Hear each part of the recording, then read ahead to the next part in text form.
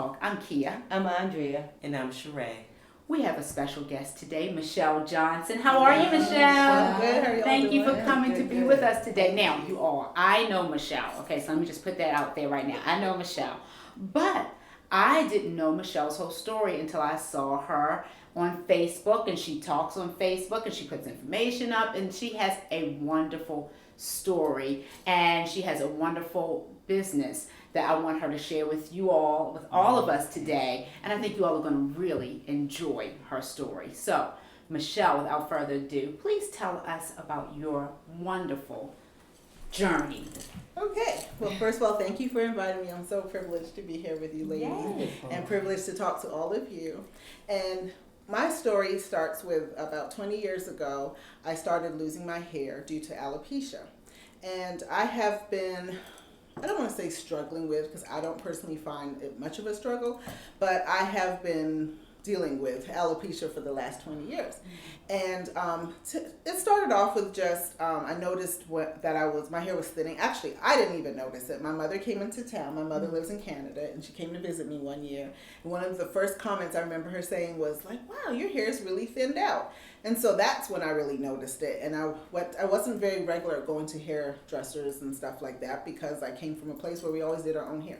So, so I remember going to the hairdresser, and she made mention to, and we talked about like hereditary, if anybody else in my family was losing their hair, things of that nature. So we just talked about it a little bit. Didn't really go into much detail. Didn't talk about solutions.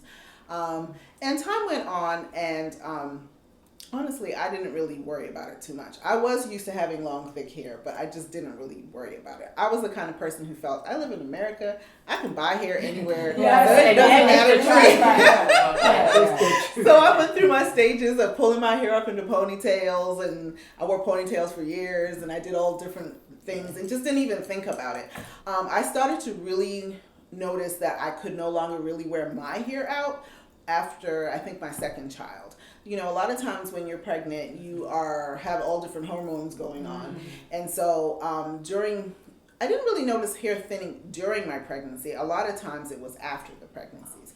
And so that's when it got to the point where I'm like, wow, like I really don't have a lot of hair left on my head. I'm not like one of those ladies, like some ladies, similar to women who suffer from hair loss during cancer treatments, who they can say, well, they had like, hair coming out in clumps.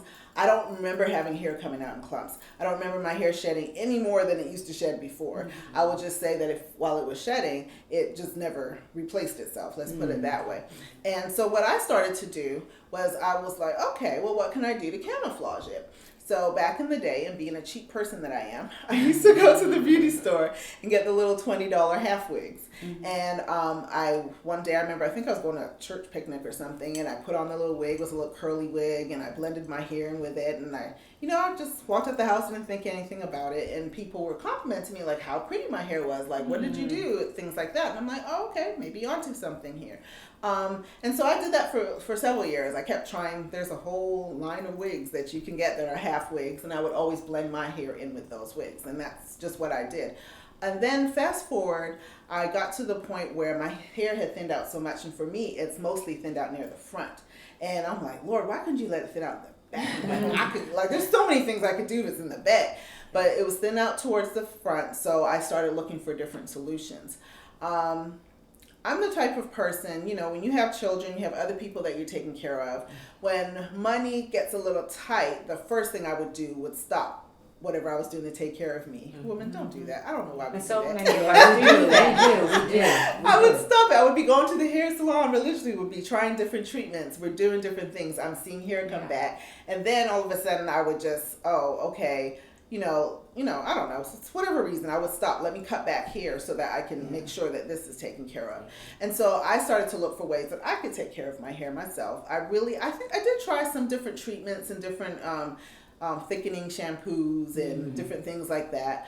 I personally didn't see a lot of results, but I also will say that I was never a very consistent person. So I maybe tried it for a month and then forgot about it. That's Michele. So, so what I started to do was fast forward. I got into doing my own weaves.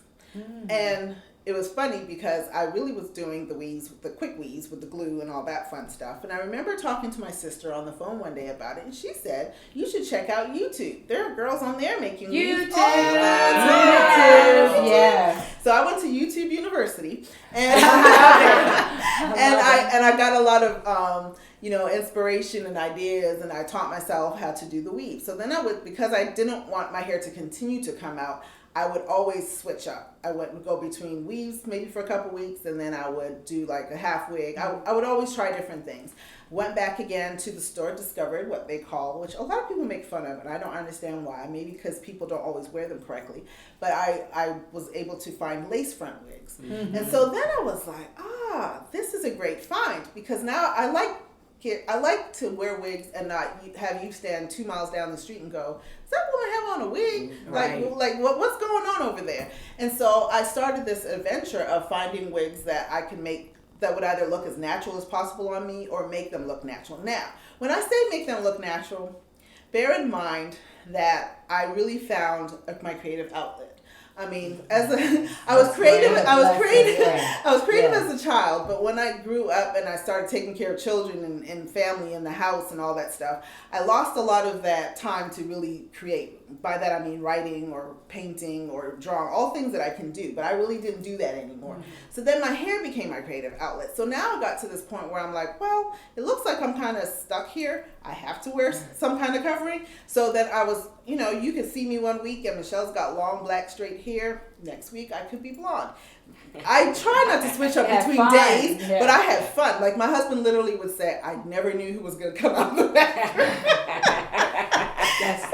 At first it was like a big shock, but after a while it was just Michele. But what I decided to do was, well, you know what? I've always wanted to have this colored hair, so why don't it was usually blonde because I was going to work. It wasn't blue or pink. Not yet. But I was like, well, let me rock this with confidence, you know? And so I would put on the wigs and I would rock that. So I found that this was a passion for me. This was something that I really loved to do. And then I really didn't think of it as a business yet at this point. It was something that I felt like I was almost forced to do because I needed it. And because, thank you, Lord, for my mother, and thank you, Lord, for home economics when I was in middle school. I learned how to sew. They still should have it. They still should have it. I tell my daughter this all the time. So I learned how to sew. I learned how to do different arts and crafts. So to me, this was like arts and crafts. So I didn't look at it like this is something that other people would want. I figured if you want to make a wig, you can go and look on YouTube and do it yourself. But I got, around about 2013, between 2013 and 2015, I was making a lot of my wigs. I started mostly wearing wigs now. And one of my friends at work said to me, well, I don't know why you don't just start your own business. You should start your own business. You should start your own business because you do so well. Yeah. Like people can't tell that, I would even shock people who they were like, that's not your hair. Like I've been knowing you for years. I never knew that wasn't your hair. And so what I ended up doing was, I got laid off from my job. And when I got laid off, one of the things my friend said to me, who was also one of my coworkers, she said to me, what you should do is now you have no excuses. You should start your business. But I'll be honest with you, I still wasn't confident on that was the thing that I should do. I still felt like it was something that I can do, so anybody else can do. It's not everybody cannot. No. Right, everybody cannot do it, and everybody doesn't want to know how to do it. Right. They just want to buy it, or people want to make it look as natural as yours does. So I feel like I've discovered a gem. The other thing as part of my hair story, the need and the desire for me to consistently work on my craft was also for the fact that as time went on, I was losing more and more hair. And I did get to the point where I, for 1 second, tried to rock the natural look, but that wasn't working for me. So what I ended up doing was I ended up one day saying to my husband, I said, you know what? I feel like my wigs would lay better, or I wouldn't have to struggle with this or do that if I just didn't have any hair at all. So I had him shave my hair bald. Wow. And I was like, I'm shaving my hair bald. But when I looked in the mirror, I was like, that looks so much better than what I had before. And I saw a picture of you that looked fabulous that we're showing now, where you did a beautiful shoot with your hair fully shaven. It was beautiful. Thank you. But I did it because really I wanted to help free people. Yeah. So it wasn't about, whether I'm bald or I'm not bald or whatever. It was about, look, everybody has something that they're struggling with. And you may not have an issue with hair loss. It may be something totally different. But we are all beautiful. And we all have a reason and a purpose for being here. Yes. So I felt like if by freeing myself and exposing myself per se, if I could free somebody else, then that would be a blessing. And that was the reason why I shared my hair story on Facebook. And why I'm here today. Wow. You do wigs for other people Yes. now, right? So Yes. tell us about that, please, because we want people to know about that too. Yes, so the name of my company is Lux Hair by Michele. And it's Lux with an X and an E, Luxe Hair by Michele. And the purpose, I want to deal with ladies who are suffering with hair loss, because I can make wigs for anybody, obviously. And I do have people who, I know sometimes they think I think they think I'm not serious because they come to me and have asked me to make them wigs. But really, to me, I feel like I'm so drawn to the woman that is suffering from hair loss, because it can really be, because it's so personal, it can really be a crush on your self-esteem. I want to be able to help that woman who maybe they've lost a little bit of their shine, a little bit of their sparkle. Yeah. And I want to be able to bless them and be able to show them and talk to them and build them from the inside out. So that's the purpose of Lux Hair by Michele. Thank you. Yes. And you've been seeing pictures of several of her wigs that Michele has created. And so we are just really excited to let people know about what you're doing, because I tell you, I've known Michele for years, and I never knew this story. I just thought that she was very creative and that she just loved to look different all the time, and she's very photogenic, okay? And so I'll be like, all right, Michele, girl, you go ahead. I don't know if she was going to come in with her brown hair or red hair or blonde hair, but I said it always looked great.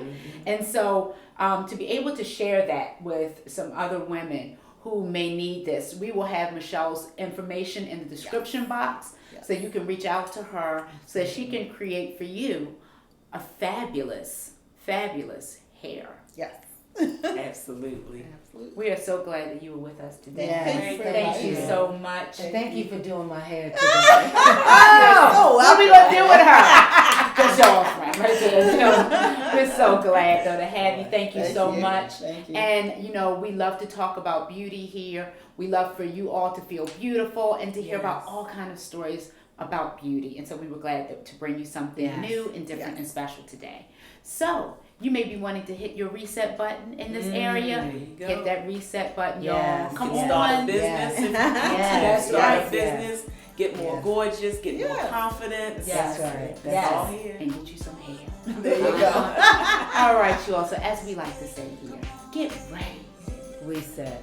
And go. Oh, and don't forget to subscribe. Yes. We keep Yes. forgetting to remind y'all to Hit the subscribe. button below. Hit the button, y'all. Yes. Be our friends. Yes. Okay? Bye.